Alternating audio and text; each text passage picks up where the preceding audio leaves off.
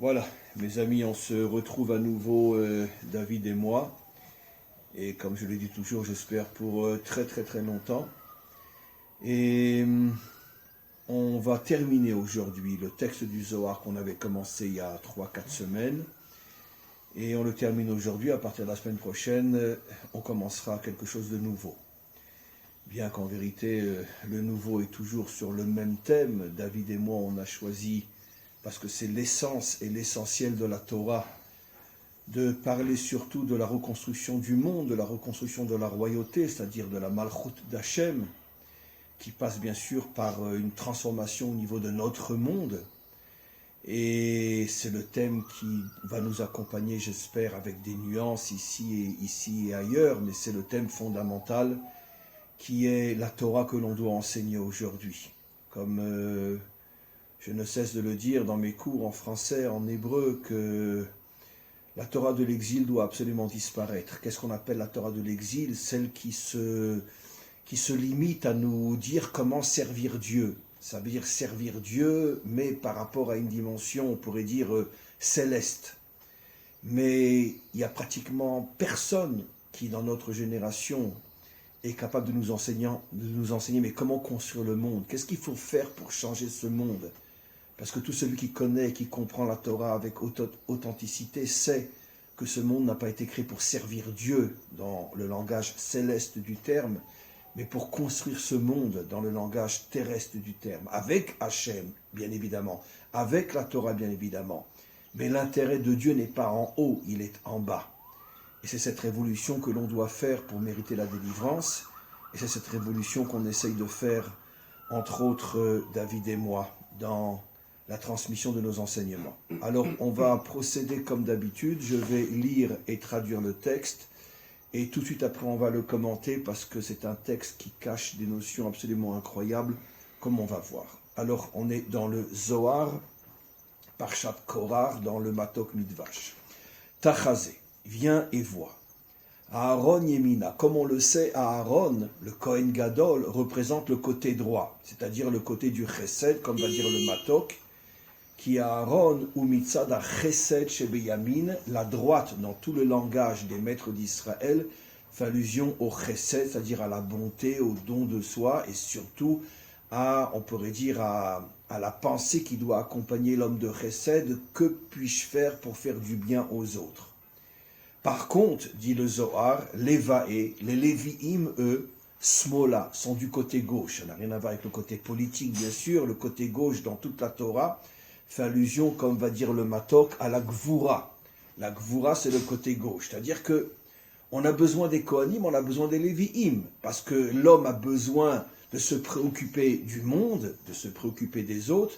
Mais d'un autre côté, il a aussi besoin de force, il a besoin de rigueur, il a besoin de limites, parce que l'homme ne peut pas uniquement se donner.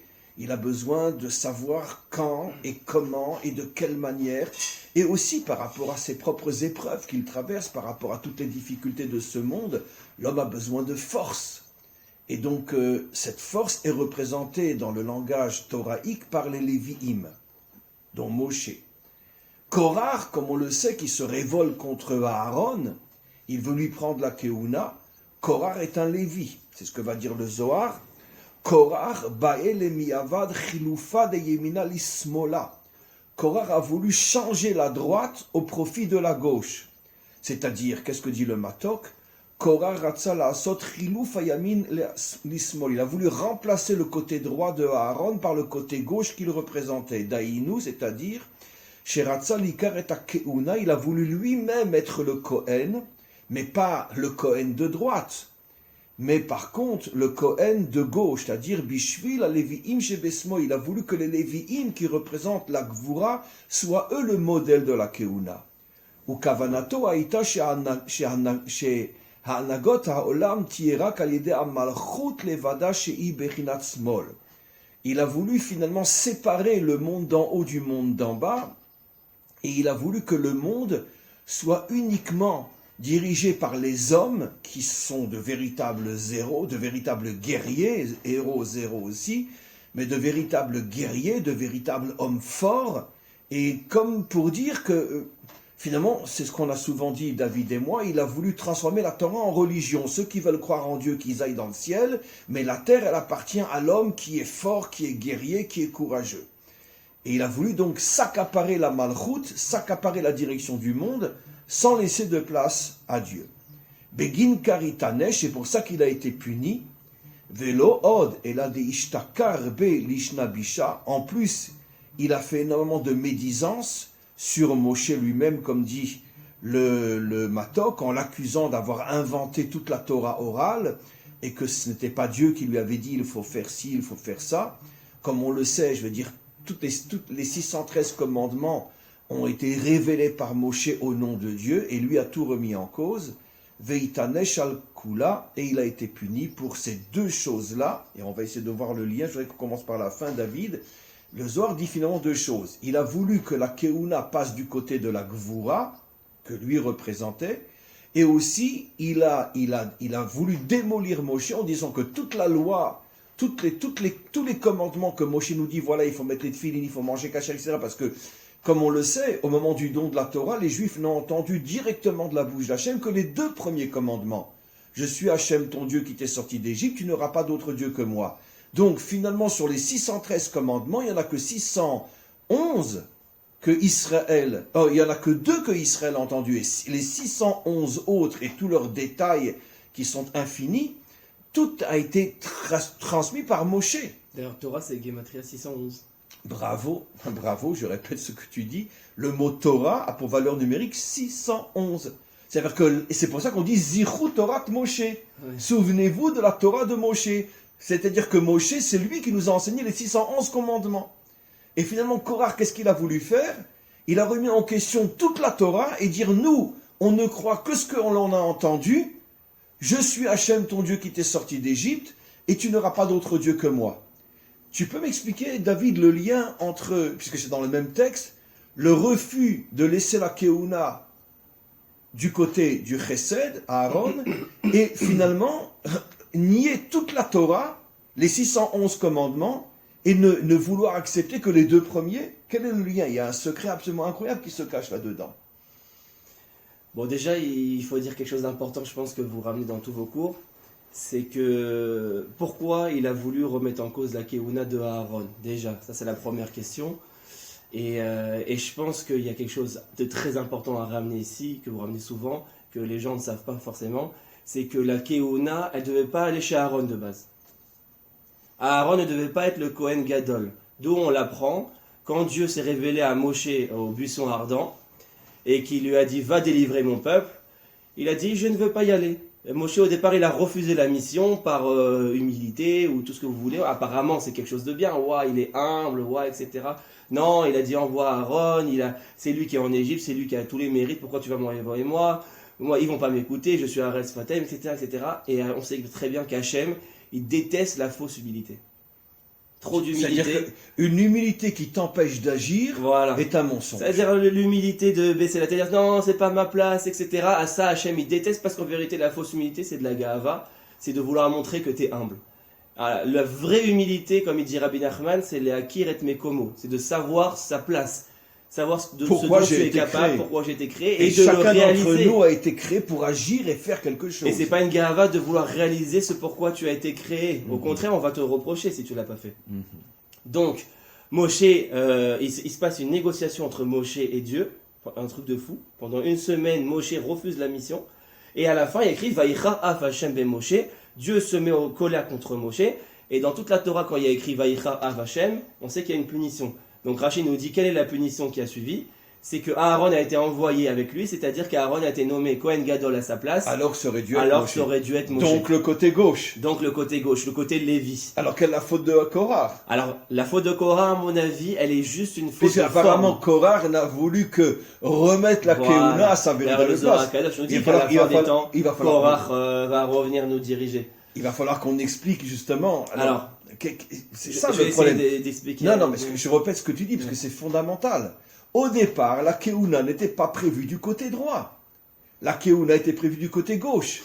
Juste un détail extrêmement important. Pourquoi au départ, et puisque c'est ce qui se passera finalement à la fin des temps, pourquoi au départ, la Keuna devait être du côté gauche et pas du côté droit? Parce que le côté gauche représente tout le but de la création, puisqu'on le sait.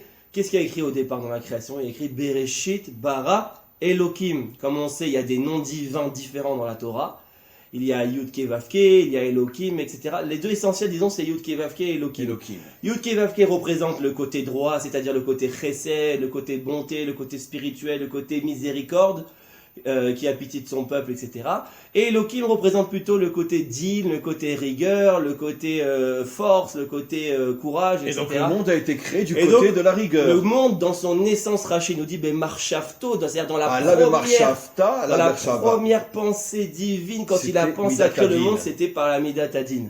Din, c'est la rigueur. Mais alors attention, non, explique-moi, mais pourquoi Dieu a voulu créer un monde de rigueur? Pourquoi? Alors, c'est très important de comprendre que le mot din, quand on dit rigueur, c'est une connotation chrétienne, c'est-à-dire négative.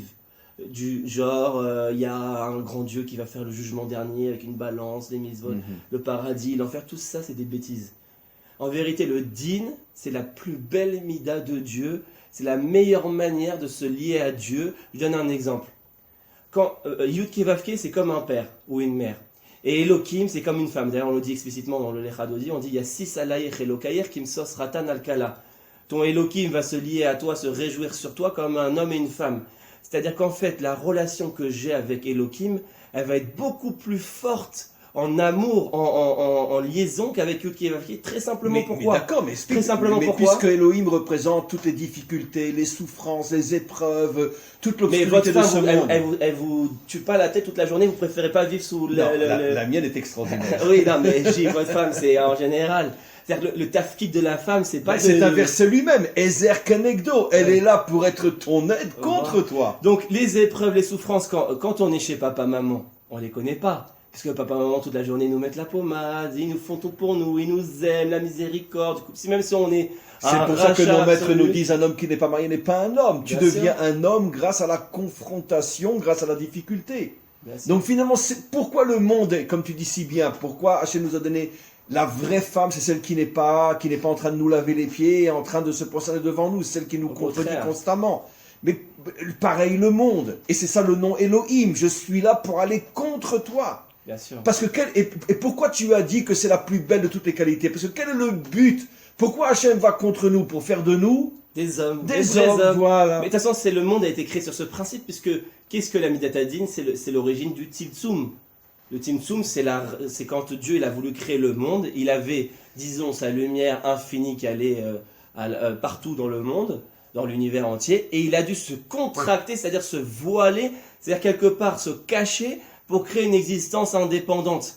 S'il n'avait pas fait ça, s'il n'y avait pas eu cette Midat Gvura, cette rigueur, c'est-à-dire cette manière de Dieu de se cacher, de se voiler de nous. En se cachant, de faire naître l'obscurité. Bien sûr. Qui représente toutes les difficultés de ce monde. Mais en vérité, derrière cette obscurité, ça va se cacher la plus grande des lumières, puisque ça la construction de l'homme. Ça va créer la construction de l'homme de manière indépendante, quelque part, qui vient rôle, c'est-à-dire par son propre libre arbitre, retrouver la véritable volonté de s'unir à Dieu, mais par un travail, par l'effort, non pas par la miséricorde, et parce que Dieu, il efface toutes nos fautes, parce qu'on a une belle tête. Donc encore une fois, David, quelle est la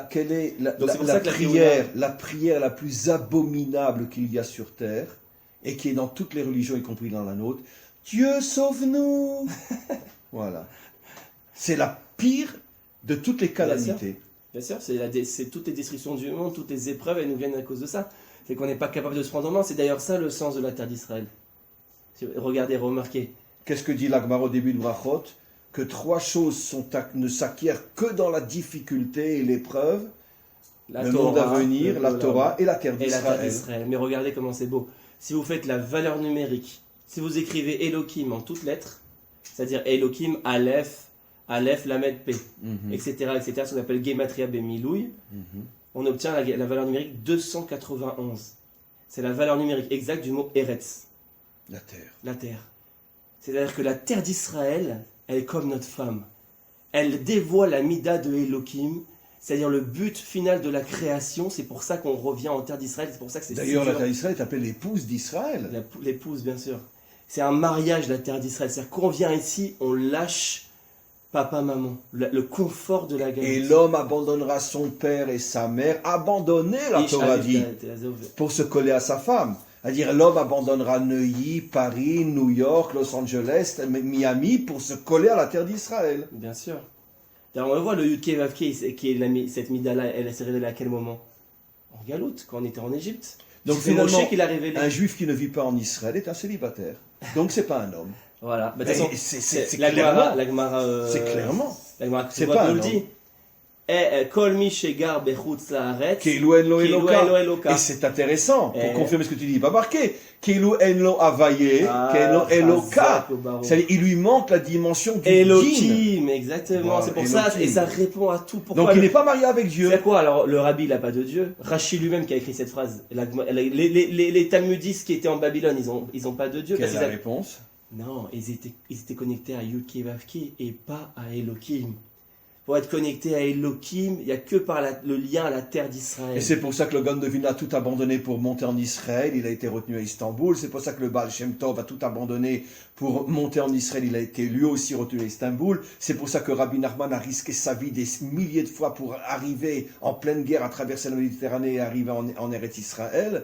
Et c'est pour ça que de toute façon, tous les grands, vrais, justes, authentiques ont tous essayé ou sont arrivés en Israël. Bien sûr. D'ailleurs, c'est intéressant, Yudke Vavke c'est un, et Elohim c'est au pluriel, c'est plusieurs. C'est-à-dire que c'est la dimension du peuple par rapport à l'individualité. Quand on est en Galoute, on sert Hachem de manière individuelle, Yudke Vavke, alors que quand on est en Eretz Israël, on va servir Hachem Elohim de manière plurielle, Comme de, un de peuple. manière diverse, comme un peuple. Et c'est pour ça que Elohim, c'est cette midala, c'est pour ça que la Keuna devait se trouver de base du côté droit. Du côté Côté gauche, gauche. pardon, du côté gauche. Parce que la Keuna, comme on le sait, dans le langage thoraïque, c'est le modèle de la Torah. Yoru mishpatecha le Yaakov. Le Kohen est celui qui nous explique et nous montre comment doit être la Torah. Donc si elle est du côté droit, c'est pas la vraie Torah. Non, c'est une Torah transitoire. Bon, alors maintenant on est fichu, David. On a tellement bien expliqué toutes les bonnes raisons de Korach, pourquoi il a été puni. Très simple. Regardez. Il dit, il y a le Matok Midash, il dit les karneenash kedin amekatsetz benetiot. Il a été puni de la même manière, de la même punition que le coupeur d'arbres. Alors, qui c'est le coupeur d'arbres? Le coupeur d'arbres, c'était Tselophrad. C'est marrant parce que c'est aussi dans la paracha qui arrive dans Pinchas, on va parler des filles de Tselophrad. Qui était Tselophrad? Tselophrad était un immense tzaddik. Quand on était dans le D'ailleurs, désert, l'histoire de Tselophrad qui a profané Shabbat en coupant des arbres, en les déracinant, elle vient juste après la paracha de Korach. Mais c'est dans la paracha de Balak. Ouais. C'est dans la paracha de Shlach- Choukat. ouais. Choukat. Non, Non, c'est la paracha qui... Shlach- Non. C'est la paracha qui est juste avant, j'en ai déjà parlé Ouais. dans mes cours. La fin de la paracha qui précède Korach, Shlach- c'est celle justement de Tselophrad qui coupe les arbres. Et ils ont la même faute les deux, la même punition. Alors en essayant de comprendre pourquoi Tselophrad a été puni, on va comprendre directement pourquoi Korach a été puni. Alors que dans le fond, il a raison. On va voir que Tselophrad aussi, c'était pas un Mechalel Shabbat Non, Stam. bien sûr que non. Qu'est-ce qui s'est passé? Il est devenu fou, c'était un immense sadique, et d'un seul coup, il se met à être Mechalel Shabbat. La batterie est faible. Et d'un seul coup, il se met à être Mechalel Shabbat en public, comme ça, à devenir fou, à péter un câble. Non, il faut essayer d'analyser plus profondément ce qui s'est passé. Quel était le contexte de Tselophrad? C'était juste après la faute des Meraglim. Les Meraglim n'ont pas voulu rentrer en Eretz Israël. Il y a eu un décret divin que toute la génération allait mourir dans le désert. Vous ne rentrerez plus en Eretz Israël. Tselophrad qui a entendu ça, Il a pété il un s'est dit câble. quoi? On va pas rentrer en Eretz Israël? Mais c'est tout le but de la Torah. Donc la vie n'a plus de sens. On est sorti d'Égypte pour ça. Moshe nous a donné la Torah pour aller en Eretz Israël et la réaliser là-bas. Tout le projet de la Torah, c'est de fonder une nation. Toutes les mitzvot sont reliées à la terre.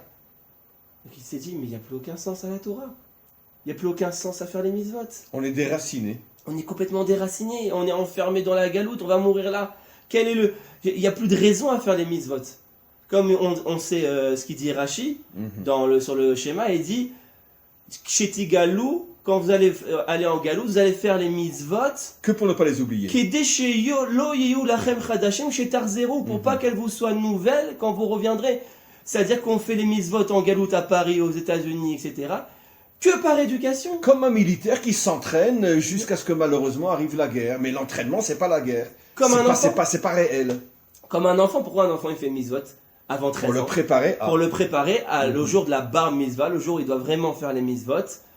On le fait les chinours, c'est-à-dire on l'édue, comme ça ce sera pas nouveau pour lui, il aura déjà l'habitude de les faire. Comme ça, quand il aura vraiment le digne de les faire, il sera déjà préparé pour les faire. La même chose pour la galoute, on a gardé les mitzvot, mais en vérité on n'aurait pas dû les garder, dans le fond des choses. La preuve, j'ai déjà fait un coup, j'explique que les pères eux-mêmes et les mères, quand ils quittaient la terre d'Israël, n'accomplissaient plus les commandements. La preuve, c'est que Yaakov s'est marié avec 2 sœurs, qui est une très très grave interdiction.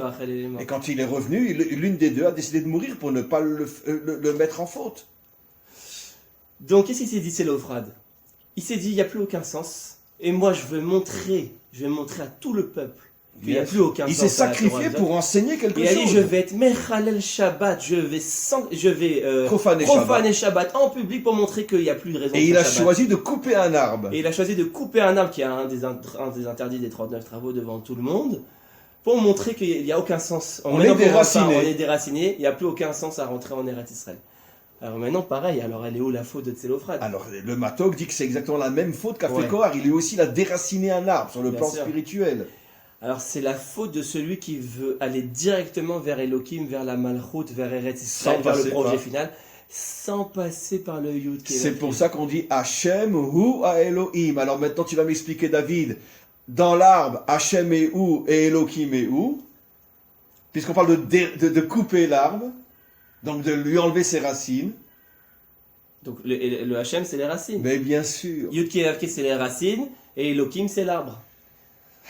Mais c'est à pleurer ce qu'on est en train de voir, David. C'est à pleurer. Merci Hachem de cette étude qu'on fait ensemble, parce qu'on découvre et dévoile des choses fantastiques. Ça veut dire que si Hachem, c'est les racines, c'est-à-dire que tu ne peux pas atteindre la Gvura si dans ton essence, dans tes racines, tu n'es pas un homme bon. Comme on expliquait, je pense aussi nous deux, je l'ai fait aussi dans d'autres cours, mais on l'a vu aussi nous deux, un homme qui n'est que Gvura, il va tomber dans ce que j'appelle moi le culte de l'ego. Et moi, je suis le plus fort, le plus riche, le plus etc. Donc il a besoin du recette, ça veut dire de s'occuper des autres aussi. C'est pour ça que tous les dirigeants politiques sont corrompus, parce qu'ils ne s'occupent que d'eux. Et ils se foutent royalement du peuple. Donc, tu dois d'abord avoir dans ta racine un seul et unique but. Je veux le bien du monde. Après, tu dois pousser et faire apparaître ta nature réelle comme un homme de Gvura, mais qui s'enracine dans le chesed. Mais on voit aussi une autre chose, David. Pourquoi le chesed est caché? Et pourquoi le tronc et l'arbre, qui est la Gvura, est dévoilé? Qu'est-ce qu'on comprend de là? Que le but final, c'est la Gvura, c'est la construction. C'est comme une maison. Il y a les fondations qui sont cachées. C'est ce qu'on appelle le Yesod dans la Kabbalah, dans la Sphirata Yesod, c'est-à-dire le fondement. Et ce que l'on dit, Tzadik Yesod Olam, c'est-à-dire le Tzadik, c'est-à-dire l'homme de Yud Kevavke par excellence, c'est-à-dire l'homme spirituel, c'est la fondation. C'est ça l'erreur de Korach et de Tselophrad. C'est la même faute, c'est qu'en vérité, ils ont voulu aller directement au but en coupant le moyen. Ils ont dit, il n'y a plus de mitzvot. Alors non, Rachid ne nous dit pas qu'il n'y a plus de mitzvot. Il nous dit, en galoute, tu dois maintenir les mitzvot comme un robot. C'est absolument incroyable ce que tu dis aujourd'hui en français, exactement ce que j'ai dit en hébreu hier dans un cours. J'ai dit que le chesed est le moyen d'arriver à la Gvura, et malheureusement, toute la Torah de l'exil a transformé les choses en nous faisant croire que le but, c'est de devenir un gentil monsieur. Voilà, non, tu es là pour être un guerrier. Mais par contre, à la seule condition que toute ton essence soit la construction du monde, les racines. Mais ce que tu dois montrer, c'est pas « je suis un gentil monsieur ». Non, ce que tu dois montrer, c'est que tu es un guerrier. C'est ça ce que tu dois montrer. Bien sûr. Et donc c'est ça l'erreur de Tselophrad, et c'est peut-être l'erreur de... Peut-être que même nous, on pourrait tomber dans cette erreur de vouloir... Parce que justement, on aime tellement l'idée de la Malchut, on aime tellement l'idée de Elohim, on aime tellement l'idée d'Eretz Israël, que parfois peut-être on peut couper avec le lien avec le tzaddik, on peut couper le lien avec c'est ça la séparation entre l'Église et l'État. On peut couper le lien avec non, mais en disant voilà, ces rabbanim ils sont nuls, ces rabbanim ils sont comme ça, etc. Faire attention parce que voilà, c'est eux qui représentent le moyen qu'il faut pas couper. Oui, mais le problème, à condition que les rabbanim eux-mêmes nous enseignent que nous ne sommes que le moyen de faire de vous des hommes qui construisaient le monde. Or, malheureusement, 99% des rabbinis nous enseignent, nous sommes là pour vous dire de quitter ce monde et de rentrer et d'étudier et de prier toute la journée. C'est pas si évident parce que Aaron, Il Mais lui, pas... c'était un vrai Rav. Il disait pas tellement la Gvoura, etc. Il était ouais, Shalom, Mais Shalom. si, parce c'était que... un gentil mignon, Aaron. Non, mais parce que Aaron était le second de Moshe. Ça veut dire il mettait Moshe en évidence, qui est la Oui, mais quelque Gvoura. part, Moshe, il a fauté. Puisqu'il s'est mis un peu dans le modèle de Aaron dans certaines Mais situations. c'est ce qui a amené toutes les catastrophes de l'histoire. David, toutes les catastrophes de l'histoire, 4 exils, Auschwitz, Treblinka, etc., vient du fait que malheureusement, le modèle d'Israël depuis 4000 ans, c'est le modèle du Chesed et non de Oui, la mais Gvoura. on voit Tachles qu'à ce moment-là, Dieu il a défendu Moshe et pas Korah. C'est ça la question. Parce que si jamais Korah il avait repris les rênes, dans ce cas-là, il aurait déraciné. Non, c'est très intéressant ce que tu dis. Il semblerait que Hachem préfère que l'on faute dans la mauvaise compréhension de la bonté, d'en faire un but en soi et non un moyen, plutôt que de sombrer dans l'athéisme total, qui est la faute de Korah. Je veux diriger le monde sans Dieu. Je veux un tronc sans racines. Je pense pas que c'était vraiment sans Dieu Korah. Parce que c'était un tzaddik immense. Bravo, sans Tzaddik Dieu. Katamarifra. Alors, j'ai fait exprès Il de voulait dire ça. faire pour Dieu les choses en vérité. Alors maintenant, c'est ça ce que tu vas m'expliquer. Il, lui, ne voulait garder que 2 commandements sur les 613. Je suis Hachem, ton Dieu, qui t'est sorti d'Égypte, et tu n'auras pas d'autre Dieu Donc que moi. Il voulait la relation avec Dieu directement. Il voulait pas passer par le tzaddik. C'est ça sa faute. C'est ça son problème. Donc ça serait quoi la discussion, la dispute entre Yehuda et Yosef au début? C'est la même, c'est exactement le même. Là, Yehuda, il a fait la faute de Korah. Il a voulu vendre Yosef et en disant, il faut accepter. En fait, c'est très dur. Nous, on est des Korah et des Yehuda, je vous le dis.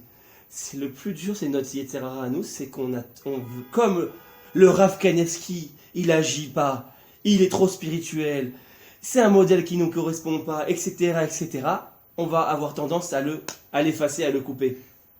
Alors, Dafka, tu dis quelque chose de très très juste. Moi, en ce qui me concerne, moi, et je pense pareil pour toi, on n'en a jamais parlé entre nous, pour moi, le Rav Kanievski est un modèle de lumière inimaginable. Pourquoi? Parce que c'est pratiquement le seul dans toute la génération qui a refusé de tenir un poste et de se montrer. Je suis un dirigeant. Il reste dans l'ombre. Attention, des millions de personnes vont le voir, lui demander conseil. Il est comme Baba Saleh. C'est le Baba Saleh Ashkenaz. Baba Saleh est resté dans l'ombre. Il est parti vivre à Netivot. Malgré tout, ils construisent pas la Malchoute. Non, mais ils sont là pour l'inspirer. Ils sont là pour l'inspirer, mais ça veut dire que les gens de Malchoute. La preuve, c'est qu'il n'a pas voulu prendre le pouvoir. On a une C'est un vrai juste. Mais les gens de Malchoute comme nous, on aurait une tendance Évidemment. à se séparer. Mais c'est ça, D'ailleurs, c'est exactement ça la faute de Yehuda et de Yosef. Yehuda a dit, j'ai pas besoin de toi. Yosef a dit, j'ai pas besoin de toi. Chacun a dit, finalement, j'ai pas besoin de toi. Yosef représentait le faux religieux qui dit, on n'a rien besoin de faire dans ce monde. Et Yehuda représentait le faux roi qui dit, on n'a pas besoin de l'inspiration spirituelle pour réussir dans ce monde. Les deux étaient faux. Ils étaient jeunes tous les deux. Yosef avait 17 ans. Mais ils incarnent finalement le problème qui traverse toute l'humanité jusqu'à aujourd'hui, ce qu'on appelle en français la séparation entre l'Église et l'État. Bon, heureusement qu'ils ont séparé l'Église de l'État, ou la synagogue de l'État. Mais malheureusement, mais il faut unir la Torah et l'État. À mon sens, c'est ça la faute de quoi? C'est pas qu'il a voulu se couper de Dieu.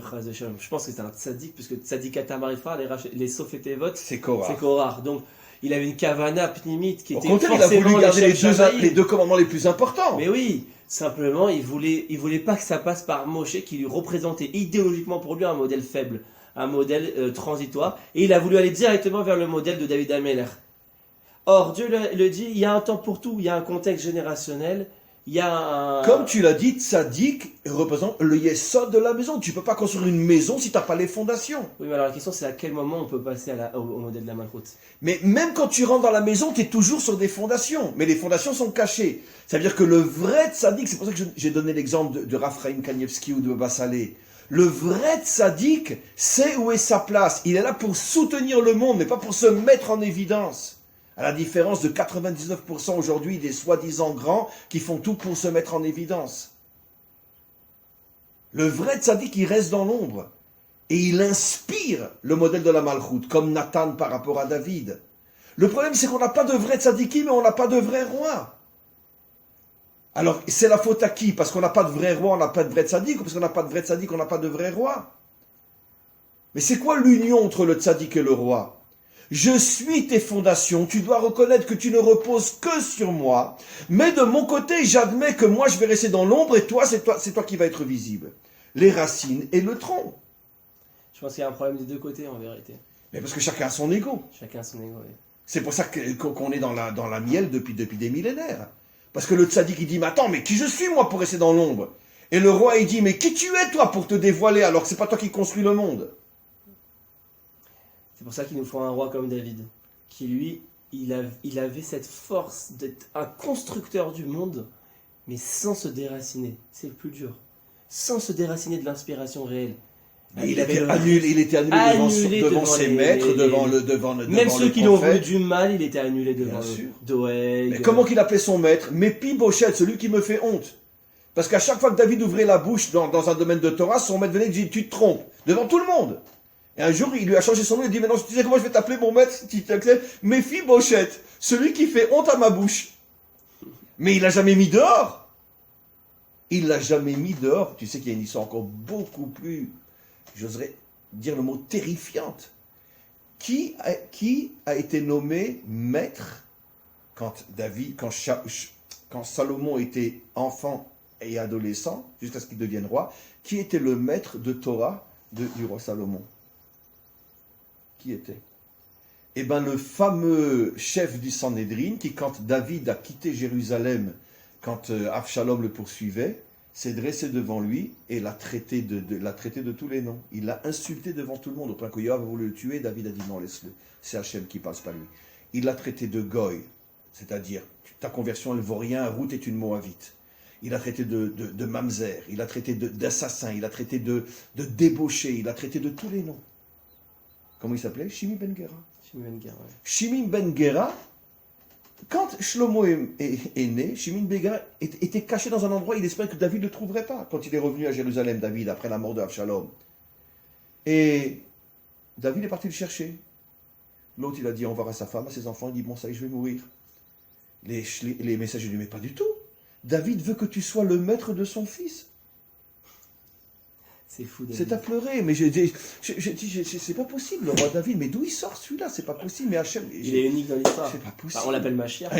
C'est pour ça que le Mashiach s'appelle Ben David, directement lié à David. Lui-même, on dit que le Rambam dans Ilchot Melachim, il l'appelle Mashiach Rishon David, Mashiach Acharon Beno. Et le Ari Akadosh dit que David se réincarne dans le Mashiach. Bien sûr.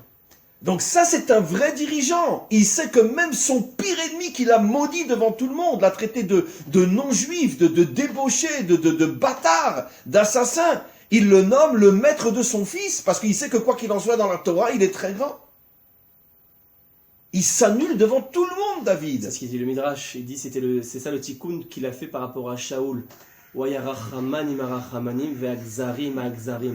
David était miséricordieux avec son peuple, même ses pires ennemis juifs, il les a même pas l'ombre de son petit doigt. Il les a doigt, graciés, alors que à Pi Alacha, ils étaient Moret Bemalchut, ils étaient tous à mort. C'est-à-dire que même à Pi Alacha, il aurait eu raison de les mettre à mort. Mais bien sûr, il avait raison. Et il les a graciés par son chesed absolu. Et par contre, face à ses ennemis, c'est-à-dire les ennemis de son peuple, c'était un lion. C'était un lion, Akzarim. Il était d'une cruauté incroyable. Et c'est le tikkun de Shaoul qui était le contraire, nous dit le Midrash. Shaoul, il a épargné Amalek. Rachaman ima Akzarim, il a eu miséricorde des méchants, il a épargné Amalek contre l'ordre divin. L'État d'Israël aujourd'hui. Veaya Akzarim Arachamanim, mais il était rigoureux avec son propre peuple, puisqu'on sait que quand il a pourchassé David, il a fait exterminer tous les Kohanim qui ont caché David. Bien sûr. Mais la politique d'Israël aujourd'hui, du monde entier, on est gentil avec les méchants et on est méchant avec les gentils. Un soldat qui tue un terroriste, on le met en prison. Voilà. Parce que c'est les Chachamim qui nous l'ont dit. Quelqu'un qui va être miséricordieux envers son ennemi, il sera intransigeant avec son propre frère. Et c'est ce qui s'est passé avec Elor Azaria. Le soldat Elor Azaria qui a un gibor, qui a fait quelque chose que même la Torah préconise. Quand David il a été coupé la tête à Goliath, Goliath il est tombé par terre d'abord, il était neutralisé, il aurait pu dire ah non il est neutralisé, ça y est on va le mettre en prison. Non, il a coupé la tête parce qu'un ennemi tu ne peux pas le laisser, un ennemi qui a la haine du juif dans son biberon, tu peux pas le laisser vivant. Il reviendra toujours te faire du mal. Alors Elor Azaria il a fait comme David, et neutralisé ou pas neutralisé, il fait un terroriste, il faut l'éliminer sur place. Et aujourd'hui dans notre état c'est le soldat qui finit en prison parce qu'il a neutralisé un ennemi d'Israël. Bien sûr. Voilà l'état d'Israël aujourd'hui. Les valeurs sont complètement inversées. On est dans Shaoul aujourd'hui. C'est-à-dire Oui. qu'on arrive à David, Bezrat Hashem. On est dans ce que j'appelle moi le judéo-christianisme. Mais aujourd'hui, on est clairement dans le modèle Shaoul. Oui. On a pitié de nos ennemis, on les fait rentrer dans notre. Mais au nom de quelle morale on fait rentrer nos ennemis? On n'est pas contre les Arabes, on n'est pas des racistes, on aime toutes les créatures. Ça n'a rien à voir avec la race. Regardez les Druzes, ça se passe très bien. Avec les Druzes, ils s'engagent dans l'armée, etc. Ils nous aiment, ils nous respectent la souveraineté juive. On a même quelques Arabes qui s'engagent en l'armée. Au contraire, on bien a même sûr. de vrais Arabes Non, mais qui sont ça veut dans dire l'armée. un Gertosham. Récemment, il y avait un article d'une musulmane avec la tête entièrement couverte dans la police d'Israël. Bien sûr.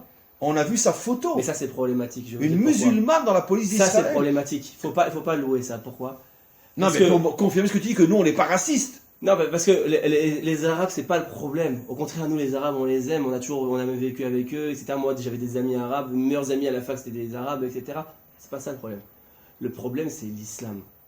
C'est la religion, c'est l'islam. Parce que qu'est-ce que veut l'islam? Pourquoi on n'a pas la paix ici? Il va nous détruire. Parce que le fondement de l'islam, c'est le grand remplacement. C'est la nouvelle alliance. Ils ne supportent pas l'idée qu'un seul juif marche sur cette terre. Mais pourquoi? C'est très simple. Parce que comment s'est fondé l'islam? Sur le principe de la nouvelle alliance.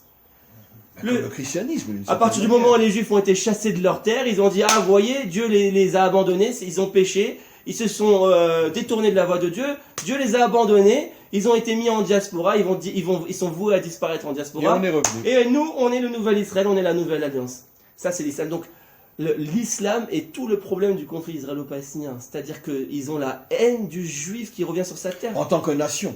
En tant que Mais pas en nation. tant que juif Bien sûr, individuel. parce qu'un juif La qui preuve, bien sûr. les deux pays qui officiellement veulent détruire l'État d'Israël sont les deux pays où les juifs dans le monde musulman vivent le mieux. Mais bien En sûr. Iran et en Turquie. Mais donc ça veut dire que quoi? Ça veut dire qu'un juif qui revient sur sa terre, c'est ça le problème. l'effondrement de l'islam. Bien sûr. Puisque en fait, ça veut dire quoi? Que Dieu nous a jamais abandonnés. Mais évidemment. C'est pour ça qu'ils supportent même pas qu'on ait un ongle sur cette terre. Bien sûr. Même si on leur donne 10 États, si on a une rue, ils voudront nous chasser Mais de cette rue. évidemment. Et Parce ça, que les nations le savent, mais elles font tout semblant le de ne pas le problème, savoir. c'est l'islam en vérité. Si on arrive à libérer les Arabes de l'islam, de cette éducation haineuse, de cette éducation antisémite, de cette éducation Antisioniste, raciste, je préfère dire. antisioniste. Pas antisémite, En antisioniste. vérité, antisioniste, derrière antisioniste, Oui, se cache de mais l'antisémitisme. disons que Mais c'est vrai que chez c'est les, surtout dans chez, l'antisionisme. chez les Occidentaux, oui. C'est la même chose. Mais encore une fois, je veux dire, les Juifs, précisément en Iran, qui dit officiellement qu'ils veulent détruire l'État d'Israël, les Juifs en Iran vivent avec une liberté totale. Donc, Regardez malgré tout, Mahmoud Abbas qui appelle au djihad contre Israël. Et ça, c'est toute cette notion d'islam, le djihad. C'est une religion impérialiste. C'est une religion qui cherche à convertir tout le monde à la même croyance, qui est prosélyte, qui cherche à mettre tout le monde, à servir tout le monde à Allah. Donc c'est très simple. Parlons pas de deux États, c'est ridicule. La seule et unique solution à ce mais conflit. tout le monde le sait, mais évidemment tout La le monde le seule sait. et unique solution à ce conflit, c'est le grand Israël. À partir du moment où on va récupérer nos terres, on va rétablir la souveraineté, je ne parle pas d'annexion, parce qu'en vérité, quand on dit annexion, on est en train de reconnaître que ce n'est pas nos terres. Je dois Ben oui. annexer une terre qui n'est pas la mienne. C'est un terme qui est falsifié, l'annexion. Comme la Cisjordanie, d'ailleurs, c'est pas la Cisjordanie, c'est la Judée-Samarie. On veut effacer le mot Judée de notre identité. Judée, c'est juif, ça montre historiquement que c'est nos terres.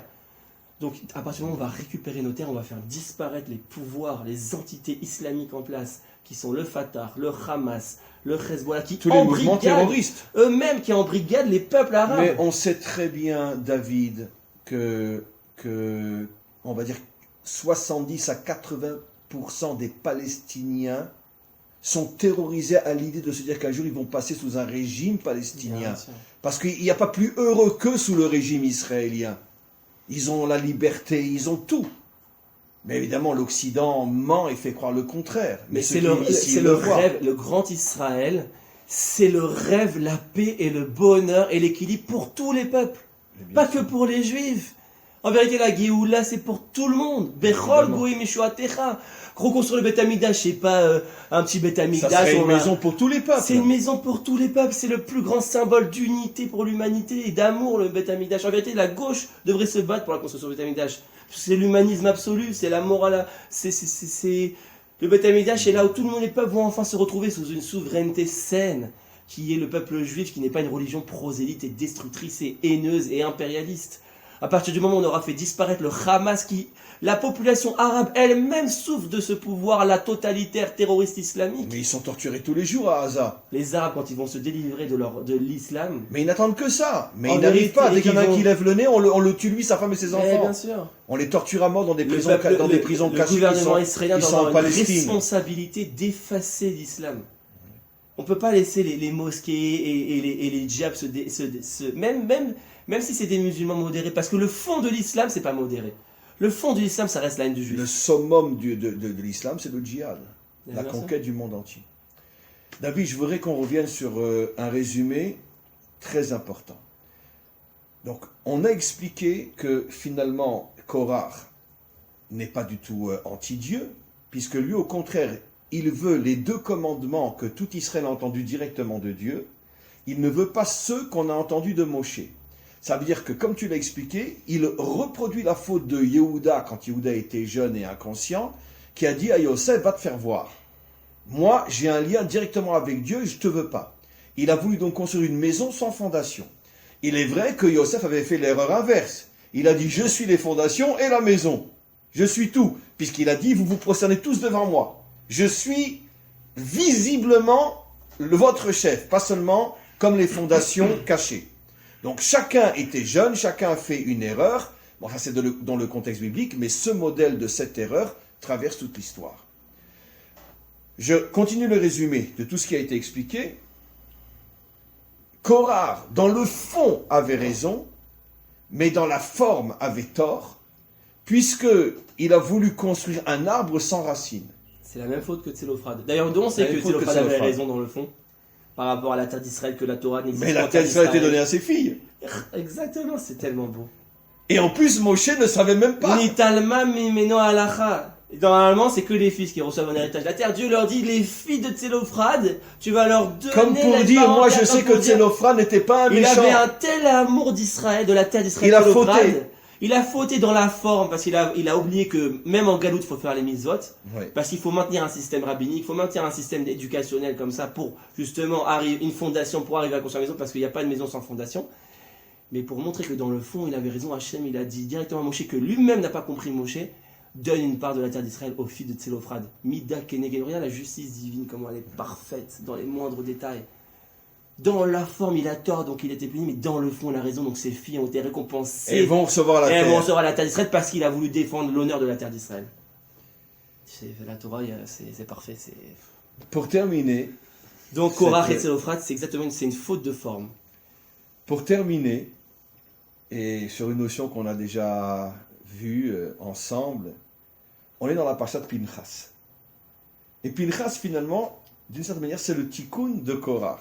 Pourquoi? Parce que Pinchas, c'est un Lévi qui va devenir Cohen. Pourquoi il n'a pas reçu la Keuna au départ? Parce qu'il était trop Lévi. Parce qu'il vient à la fois de Yitro, qui d'après le Hari Akadosh est un Gilgoul du bon côté de Caïn, et il vient aussi de Yosef, qui est comparé à un Shor, et le Shor, comme on le sait, c'est Midat Adin, puisqu'on l'appelle Sitno chez Esav. C'est le seul qui peut combattre Esav, qui est Midat Adin. Donc du côté maternel, du côté paternel, Pinchas est un super vrai Lévi, la Gvura absolue. D'ailleurs, la guématrie de Pinchas, c'est la même que Yitzhak. Nachon. Et De c'est son- pour ça qu'il n'a pas reçu la Keuna, alors qu'il était de la famille de Aaron. Et Yitzhak, c'est la Midata Gvura. C'était le petit-fils de Aaron. Oui. Et c'est pour ça que le Balatourim dit à la fin de Parashat Reyes Sarah, j'ai dit 1000 fois, que le Mashiach s'appellera Mashiach ben Yitzhak. Yitzhak. Pour dire que toute la force du Mashiach, c'est Midat Agvura. Dafka Yitzhak et pas Abraham. Voilà. Pas Abraham et même pas Yaakov. Mais Abraham Yitzhak. est la fondation. Encore une fois. Nachon. Sous l'inspiration d'Abraham, mais le vrai modèle, c'est Yitzhak. Nachon. C'est pour ça qu'on dit Becha Gomrim. Becha Chotmim. Maintenant, Pinchas reçoit la Keuna. Et les Mefarshim nous expliquent, le Malbim, dans le Nar, etc., quelque chose d'absolument incroyable. Que même s'il a reçu la Keuna, la famille d'Aaron, qui avait reçu la Keuna avant lui, vont tout faire pour ne pas le laisser monter jusqu'au roi Salomon, quand il va construire le temple. Pendant 500 ans, Pinchas a reçu la Keuna, mais on pourrait dire La théorie. ça reste entre les mains de Aaron et ses enfants qui eux sont Chesed. À l'époque du roi Salomon, il y a 2 Cohen qui pouvait être Kohen Gadol. Eviatar, qui venait du côté Chesed, et Tzadok, Tzedek, qui venait un descendant de Pinchas. Jusqu'à la construction du premier temple par le roi Salomon, tous les Kohanim Gdolim sont des descendants d'Aaron Chesed.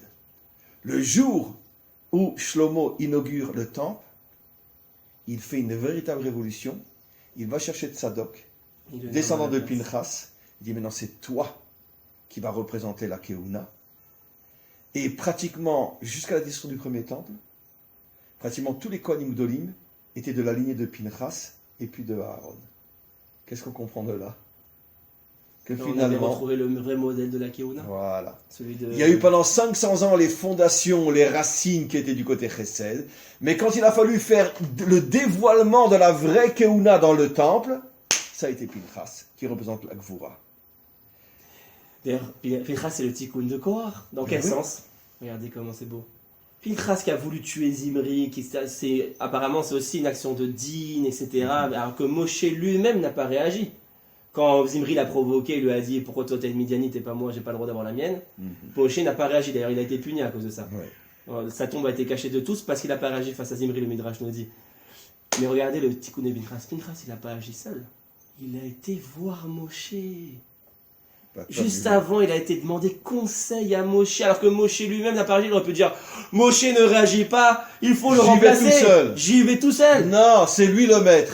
C'est lui le maître, malgré qu'il est un modèle et qu'apparemment il est puni par Dieu parce qu'il ne réagit pas et qu'il n'est pas la Gvura. J'y vais, je me soumets, je vais lui demander conseil. Est-ce que j'y vais? Et Moshe lui a dit puisque c'est toi qui as compris, fais-le. Et le Midrash nous révèle quelque chose d'encore plus profond. Il n'a pas été le voir pour lui demander l'autorisation de tuer.